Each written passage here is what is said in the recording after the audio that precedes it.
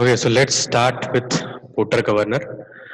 This Porter governor is the second governor in the line which we are discussing. So first one was the Watt governor. The second one is the Porter governor.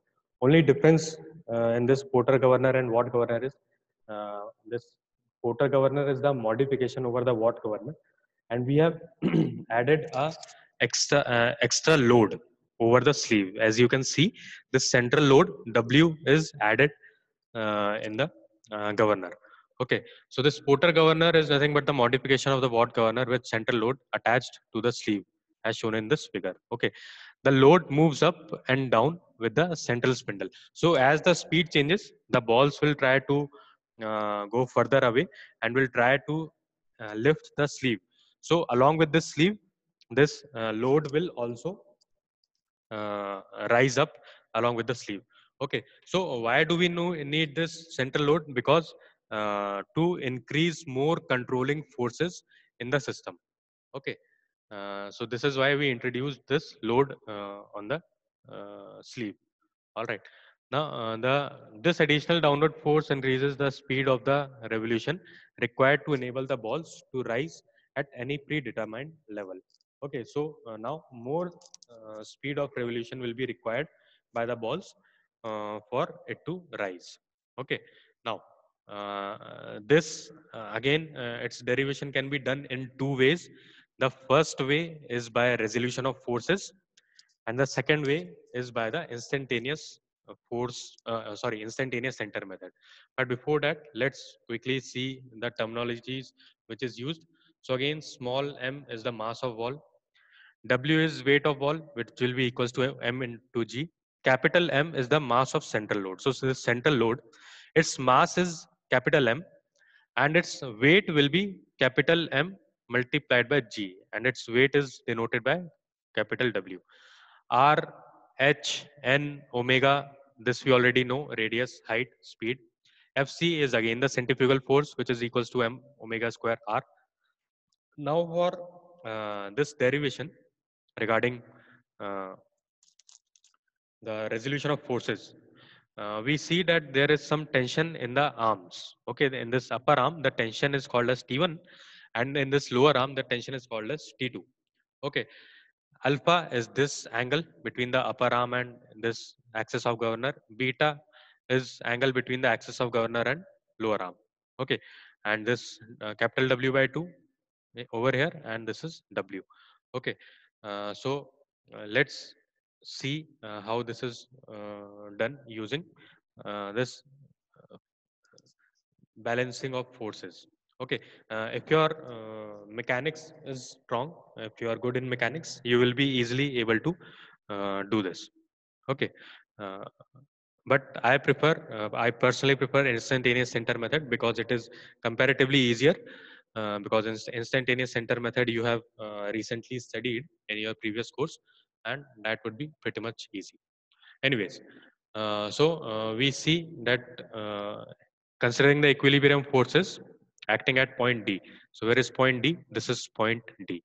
Okay, so one will be the vertical forces and another will be the horizontal forces. So T2 cos beta is equals to W by 2. So cos component of this T2 would go vertical in direction, and its balancing force will be W by 2. So we find out that theta is equals to mg upon 2 cos beta. Okay, again considering the equilibrium forces acting on B. So point B, what are the equilibrium forces at this? This is point B. One force is this external force Fc, that is going horizontally leftwards. This is another force W, which is vertical force. There will be one component of this T2 force in vertical direction and in horizontal direction.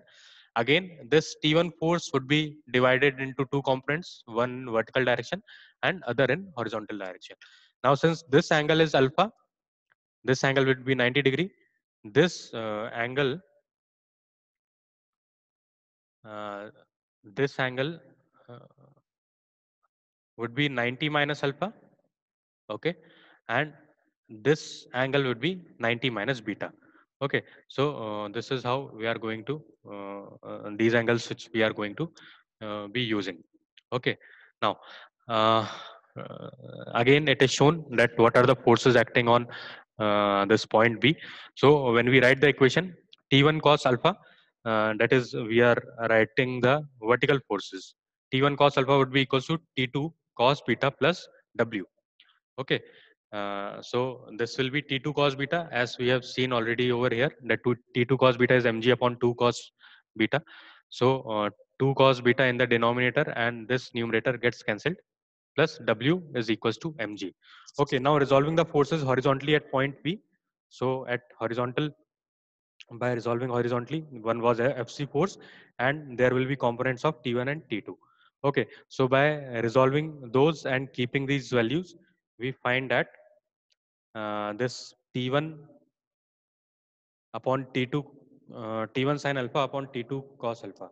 Okay, so by resolving all these forces, we ultimately come to this equation that mg by 2 plus mg is equals to fc tan alpha minus mg by 2 uh, mg by 2.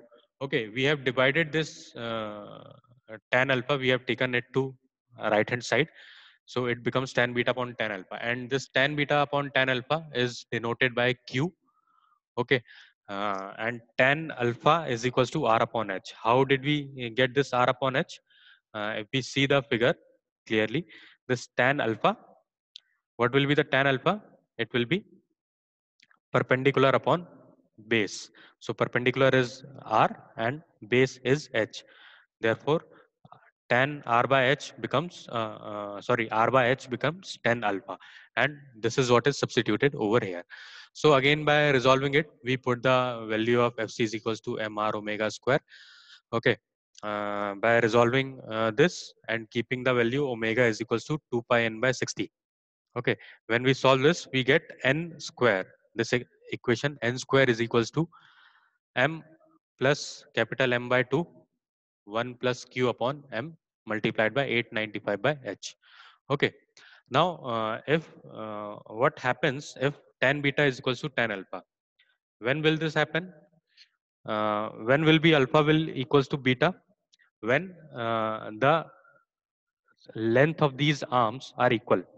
Okay, when the length of these arms are equal, that is upper arm and lower arm are equal, and both of these are mounted, both the arms are mounted on sleeve. That is, there is no eccentricity like it is shown here.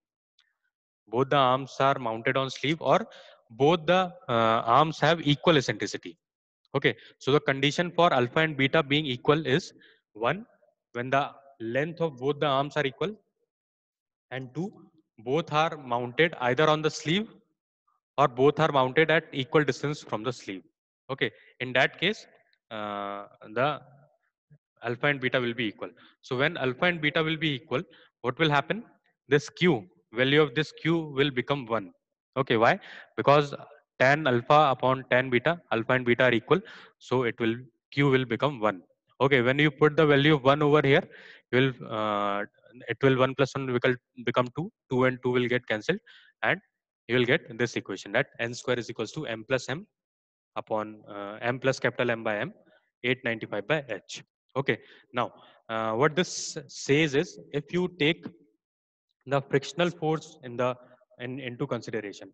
Okay, so where will be frictional force? Frictional force will be over here. When the sleeve moves moves up and down, there will be some friction. So when you take the frictional force into consideration, this equation comes out to be like this. Okay, so I hope this is clear to you. Now, in the next class, what we'll do is we'll solve the equation for Porter governor by the help of instantaneous center method. Okay, so I hope this is clear to you. Let's discuss this method in the next class. Thank you, everyone.